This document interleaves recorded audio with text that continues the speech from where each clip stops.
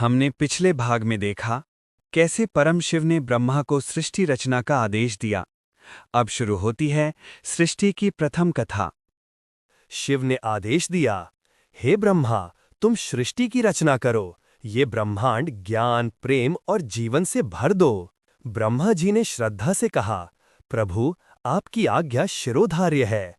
और उन्होंने तपस्या आरंभ की, लाखों वर्षों तक केवल एक उद्देश्य से, सृष्टि का निर्माण। ब्रह्मा ने अपने मन से कई तेजस्वी ऋषियों को उत्पन्न किया। उनके प्रथम मानस पुत्र थे मरीचि, अत्रि, अंगिरा, पुलह, पुलस्त्य, क्रतु, वशिष्ठ, भृगु, नारद और दक्ष। ब्रह्मा ने उन्हें आदेश दिया, हे पुत्रों, सृष्टि का विस्तार करो, जीवों की उत्पत्ति करो। परंतु इन सब ने उत्तर दिया, हे पिता, हम ज्ञान और तप में लीन रहना चाहते हैं।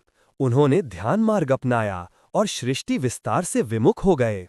धीरे धीरे वे अपने स्रोत ब्रह्मा में विलीन हो गए। अब ब्रह्मा चिंतित हुए, यदि कोई सृष्टि का विस्तार नहीं करेगा तो जीवन कैसे आगे बढ़ेगा, संसार गतिहीन रहेगा। उन्हें समझ नहीं आ रहा था कि ऐसा क्या किया जाए कि सृष्टि स्वतः चलती रहे। और तब उन्हें महसूस हुआ, उनकी रचना में कुछ कमी है। सृष्टि अधूरी है क्योंकि उसमें स्त्री तत्व का अभाव है। विचलित ब्रह्मा ने महादेव का स्मरण किया, हे प्रभु, मैं असहाय हूँ, मुझे दिखाइए सृष्टि को पूर्ण कैसे किया जाए। उनकी प्रार्थना सुनकर एक दिव्य प्रकाश प्रकट हुआ और उसमें प्रकट हुए भगवान शिव अर्धनारीश्वर रूप में, आधा शरीर पुरुष का और आधा स्त्री का। वह दृश्य ब्रह्मा के लिए अद्भुत था। शिव ने कहा, हे ब्रह्मा, जब तक सृष्टि में पुरुष और स्त्री दोनों का संतुलन नहीं होगा तब तक जीवन चल नहीं सकेगा। स्त्री ही शक्ति है, वही सृजन की जननी है। शिव की प्रेरणा से ब्रह्मा ने ध्यान लगाया और अपने मन से दो स्वरूप उत्पन्न किए, मनु और शत्रुपा। मनु प्रथम पुरुष और शत्रुपा प्रथम स्त्री। यहीं से प्रारंभ हुआ मानव जीवन का पहला अध्याय। मनु और शत्रुपा ने शिव और ब्रह्मा की आज्ञा से संसार में जीवन के बीज बोने प्रारंभ किए।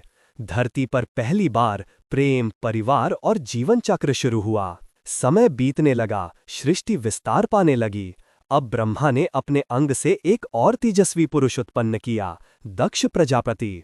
दक्ष अत्यंत बुद्धिमान, कर्मयोगी और संगठक थे। उन्होंने यज्ञों द्वारा संसार में व्यवस्था स्थापित की। उनसे अनेक कन्याएं उत्पन्न हुईं, जो आगे चलकर सृष्टि की कई नई शाखाओं की जननी बनी। लेकिन धीरे धीरे दक्ष में अहंकार जन्म लेने लगा। वे स्वयं को ब्रह्मा से भी बड़ा मानने लगे। परंतु उस समय उनकी एक कन्या थी, सती। एक दिन दक्ष की पत्नी प्रसूति ने एक दिव्य कन्या को जन्म दिया। उसका नाम रखा गया सती। कहा जाता है, सती पूर्व जन्म में शिव की अर्धांगिनी पार्वती थीं, जो तप के माध्यम से पुनर्जन्म लेकर आई थीं। सती ने बचपन से ही भगवान शिव को अपना आराध्य माना।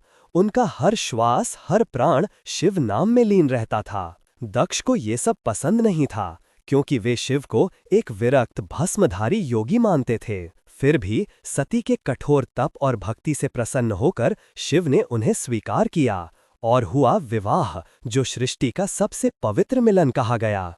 आकाश में देवता झूम उठे, धरती पर फूलों की वर्षा हुई। देव, गंधर्व, ऋषि सभी उस दिव्य मिलन के साक्षी बने। शिव और सती का ये विवाह संन्यास और गृहस्थ जीवन के बीच संतुलन का प्रतीक था। ये संदेश था कि त्याग और प्रेम दोनों मिलकर ही सृष्टि को पूर्ण बनाते हैं। लेकिन सृष्टि का ये संतुलन अधिक समय तक नहीं टिका। दक्ष प्रजापति के मन में बढ़ता गया अहंकार, और उसी अहंकार ने जन्म दिया शिव सती के बीच दुखद घटनाओं की श्रृंखला को। सती का त्याग और शिव का तांडव, यही होगा हमारी अगली कथा का विषय। आगे की कहानी जानने के लिए वीडियो को लाइक और चैनल को सब्सक्राइब करें।